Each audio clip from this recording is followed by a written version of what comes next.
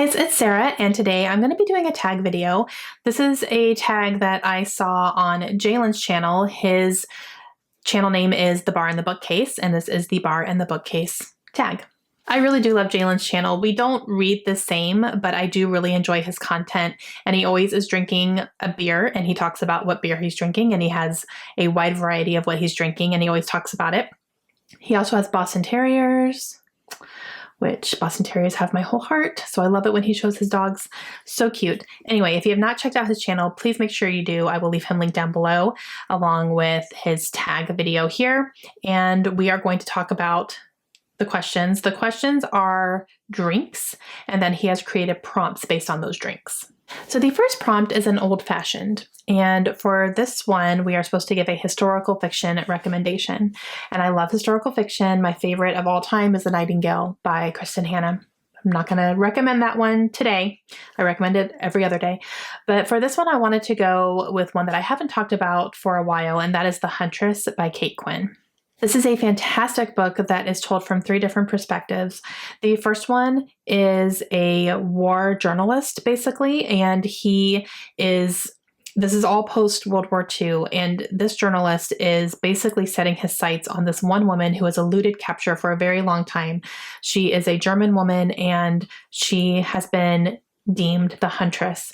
Basically, she is a terrible person who has done horrible things to other people, families, children, everything. Basically, she's kind of an assassin almost, and she's never been captured, but she's also kind of infamous. Everyone knows who she is, and she's never been captured. So this journalist is kind of making it his mission to try to figure out who this woman is and track her down so that she can actually be charged with crimes. The second perspective is a girl named Jordan who's living in Boston. Her father is newly engaged to a woman who Jordan has actually never met. And so Jordan meets this woman, and they don't get along like super great in the beginning. This woman's very reserved, kind of shut off a little bit, but she makes her dad happy. So Jordan's trying to live with that. Jordan also owns a kind of like a thrift shop, if you will, in Boston. And so you see her kind of dealing with that kind of thing, and some things that are coming in that are, some items that are coming in that are kind of tying into the war, which was very interesting. The third perspective we're getting is from a woman named Nina, who is actually Russian, and she has always dreamed of being a pilot. She actually makes it into the group called the Night Witches, who do World War II flying missions. That's a real group. I did some Googling while I was reading this, and that was a real thing. I really, really liked Nina's perspective because it was so scary what they had to go through. And it was just one of those things where I'm reading about these scenes and these war scenes, and she's flying, and I'm just like, oh my gosh, I felt that fear, and I felt the impact of what it was having on these women. And it was crazy. And so her mission kind of ties into this whole thing too. And it was fantastic. I love the way that Kate Quinn writes, because she really weaves together different people's stories in such a beautiful way, and it all makes sense. And it's just, she weaves them together perfectly. It's really, really great. And this is a great example of that. So if you haven't read The Huntress, highly recommend. Okay, next one is a sidecar, and this is to pick a book with a strong supporting character. And I'm going to say Lord of the Rings. Lord of the Rings. So we have Frodo, who's our main character, but the side character in this one is Samwise. He is my precious. I love him. I think the movies really made me love him so much. Sean Astin does such a great job playing him. And that is just such a great example of loyalty and, being there for each other no matter what, and helping each other no matter what. There were so many times that Frodo kept telling Sam, you don't have to be here. You don't have to be part of this. It's too dangerous. You go home. And Sam was like, no, I'm not leaving you by yourself. What are you talking about? It was just so great. The loyalty that Sam had for Frodo, and then like the bigger role that Sam plays later on, but just, it's so great. So I think he is one of the strongest side characters. Number 3 is a Manhattan. Pick a book set in New York. For this one, I'm going to go with You by Caroline Kepnes. This is one of my top 5 favorite books of all time. It is in the top 5. I absolutely love this book. This one follows Joe Goldberg, who is one of my favorite literary characters of all time. And the thing about this book is that Joe is a stalker, and you figure that out pretty early on. You see him start to stalk a woman who comes into the bookstore where he's working, and they have a conversation, and then he is immediately intrigued by her, and he immediately begins stalking her. And so you follow this whole thing throughout the book. The interesting thing about this book is that this book is told in second person, so you are inside Joe's head, and he's saying these things about this woman, and he's using the word you over and over. So when the reader is reading this book, we're reading, you walk into the bookstore, you leaned over this way. Was that intentional? You know, you did this, you're walking down the street, you just walked into your apartment, and it almost feels like he's talking to you. And it's a little unnerving that way to be reading it like that, but it's also just so brilliant, and it gives you a whole different reading experience, and I love it. So that's one of my top 5. I know that's a very, very popular book, especially because there is a Netflix series based on these books now so far. But if you haven't read the first one, it's such a high recommend for me. It is disturbing. You're gonna be reading some messed up things. There's a lot of cursing, all that kind of stuff. But if you don't mind any of that, You is a big, big recommend for me. Okay, number 4 is Bloody Mary. Name a book that scared you or messed you up. American Psycho by Bret Easton Ellis. That is also one of my favorite books of all time. It is just, oh man, I don't think I've read a more disturbing book than that. I really don't. So this follows Patrick Bateman, who is a serial killer. It's set in the 80s. He is working in Wall Street, I believe. So he wears a suit and tie to work every day. He's also a drug addict, and he kills people. It's so messed up, but it's so good as well. And I think I was just really, there were parts of this book that really shocked me. I remember there was one scene in that book where I said, okay, I'm going to put this down. And I put it down. I was on my bed. I remember exactly where I was when this scene happened. I closed the book. I put it down on my bed, and I pushed it away with my toe, to the very far end of my bed. And I was like, you need to stay over there because I cannot handle what you just put in my brain. Oh man, some messed up things. Yeah, it was crazy. And I loved it. It was just, yeah. So Patrick Bateman, like I said, is a serial killer. So you see him killing these people, not just women, he kills men too. He doesn't have a specific target or anything, but just some really, really bad stuff that he does. I have not seen the movie. I would actually like to watch the movie, but I haven't seen that movie yet with Christian Bale. But yeah, so one of my favorite books of all time, also completely messed me up. The next one is an Espresso Martini, a book that kept you up late reading. Anything by Colleen Hoover. Basically, I remember specifically I stayed up really late to finish November 9. That was a big one. I think I was up till 2 or 3 in the morning finishing that book, and I read that in one day.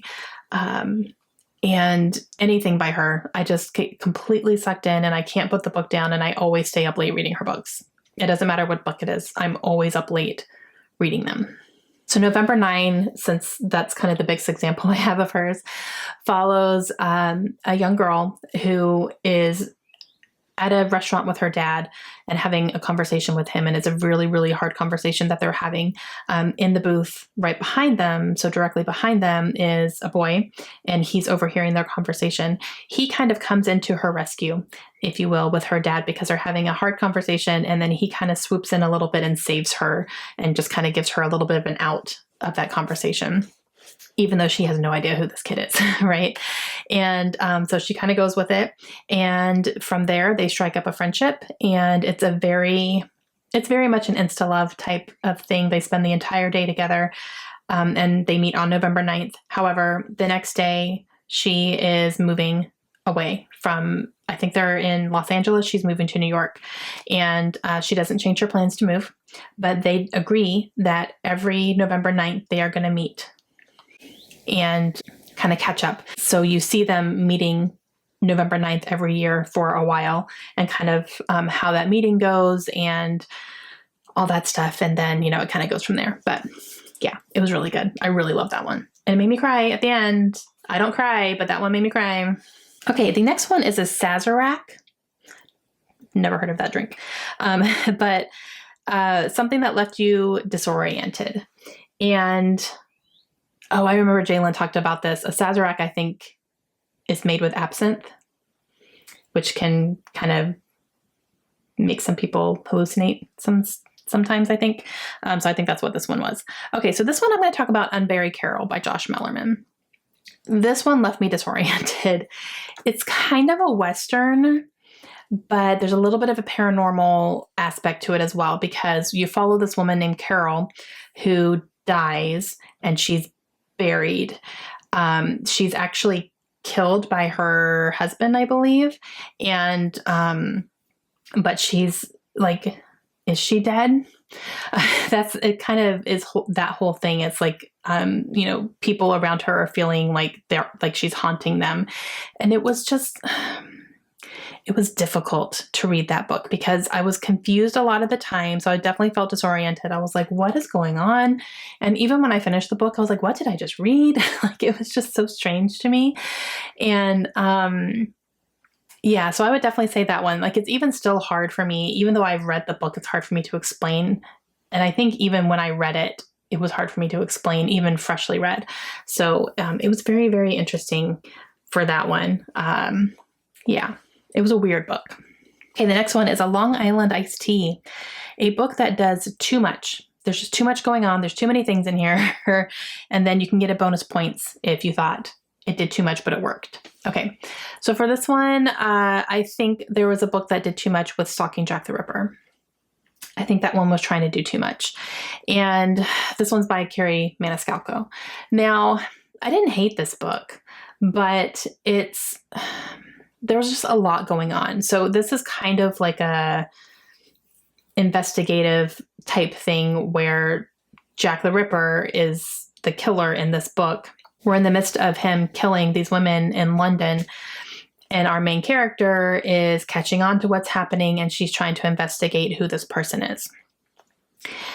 So not only is she trying to investigate that, she is also wanting to be kind of a coroner, if you will. She wants to do autopsies and be in science and do all that stuff. And obviously back in this time frame, women were not allowed to do that. They weren't even allowed to go to school for that. So she gets kind of disguised as a man and goes and does the classes anyway. And then she's learning all these things. And, you know, her uncle is an autopsy person and he does scientific studies on the dead bodies. And so she's working with him on the sly and all that stuff. She is also very much a feminist before there was feminism, basically.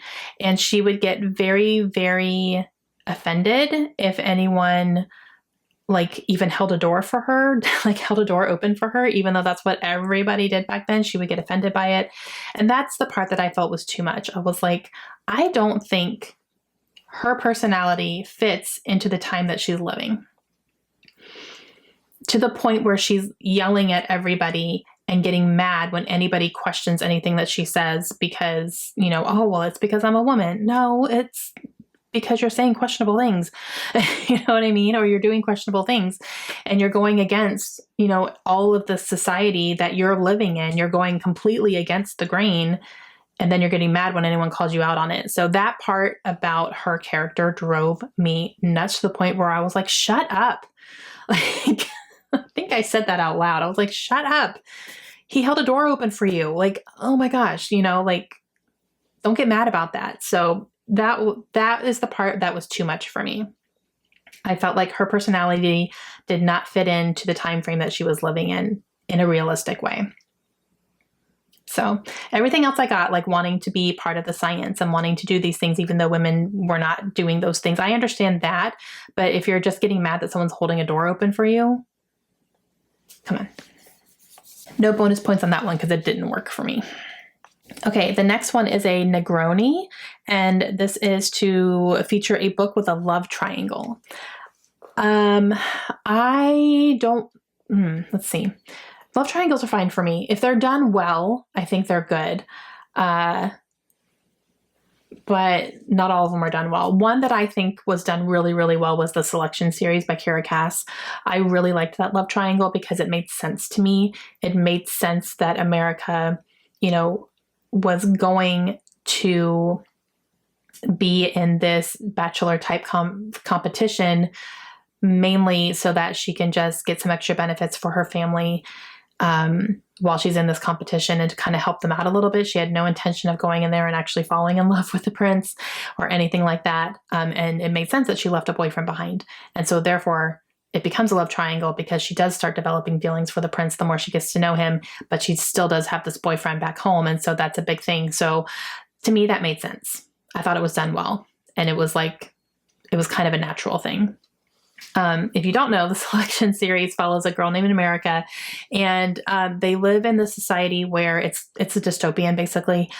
There's different class systems in society now, and your class system is based on your talents, if you will, or your career choices.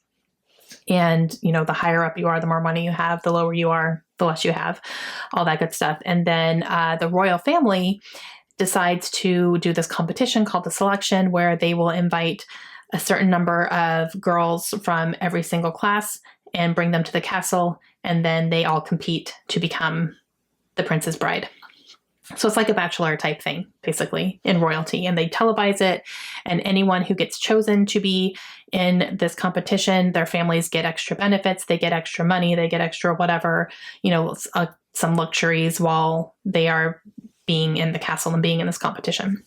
So that's what it is. It was really good. Okay, number 9 is a Bay Breeze. I used to drink those in college. Name a light or heartwarming book that has just really good vibes, basically. And I'm going to say The Unhoneymooners by Christina Lauren. This is a fantastic summer book, since summer is coming up here soon-ish. And this one follows a woman who has a twin sister. Her twin sister is getting married. She's the maid of honor, and she does not get along with the best man at this wedding. They actually kind of hate each other. So she's kind of dreading having to deal with him, for the duration of this wedding. But the wedding goes through. They have it. At the reception, everybody in the wedding party, everybody there at the wedding gets food poisoning from the catering. Everyone except our main character and her enemy, basically. They're the only two who don't get it. And so her sister, the bride, says, I have an all-expense paid trip to Hawaii. You need to go because I can't let this go to waste, but we can't travel right now. It's not something they could cancel or put off or do anything like that. So she said, I can't let this go to waste. You two need to go because you're the only ones who can right now. So they reluctantly go on this honeymoon together. However, they really have to pretend like they are on a honeymoon, because if it's kind of let out that they're not really the people that they're supposed to be who are going on this vacation, they could get in trouble. So they have to go and they have to pretend they're married. It's fantastic. Christina Lauren, they are so funny, and this one was fantastic. Really great enemies to lovers. Okay, number 10 is a dark and stormy. Name a dark or thrilling or menacing book. Bonus if the setting matches, which is cool. So a dark and thrilling book that has a matching setting for me was No Exit by Taylor Adams. This book is fantastic. It is messed up. So this follows our main character, who is trying to get home to her family and her mom, because her mom has a sickness and she's trying to get home to, get to her mom basically before it's too late. She is traveling in the middle of winter, however, and I think it's in Colorado. And she ends up having to pull over from the side of the highway because her car is just not making it through this big snowstorm that hits. So she has to pull over at a rest stop. There are a number of cars already there. There are people hunkered down inside because they couldn't do the drive either. The weather conditions were too dangerous to continue driving. So she goes and she is going to take shelter with them. So she goes in there, she meets everybody.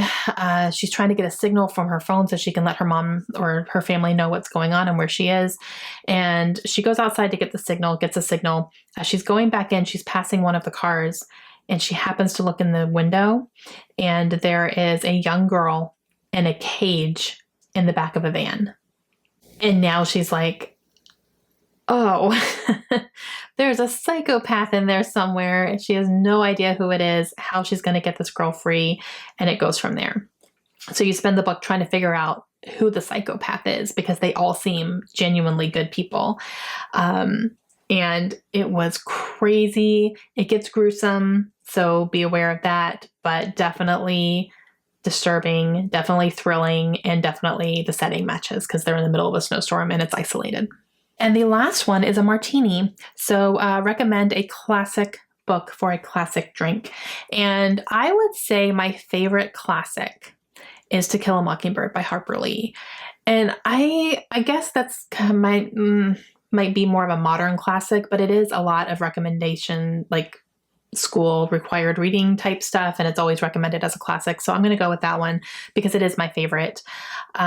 This follows a young girl named Scout, and she's living in Alabama, and she is dealing with poverty. She's dealing with a lot of bullying in her school, towards her. She's dealing with a very creepy neighbor who she basically thinks is like psycho, and scared of him. And then her father is a lawyer who ends up representing a Black man who is accused of raping a white woman. And this is set in a time where it was very easy just to blame, just to believe the woman and to blame the Black man. So him defending the Black man was not a popular choice in the city, and you are seeing the repercussions of that as well, and just some of the things that are being said to the family and all that kind of stuff. So there's a lot of hate going on in this as well, and it was so good. Just I devoured this book. Every single word, every single sentence was fantastic, and it had a big impact on me when I read it. And it's definitely one that I want to reread. It's top book of all time, but definitely make sure you read it because I think it's so important. It's such a great book.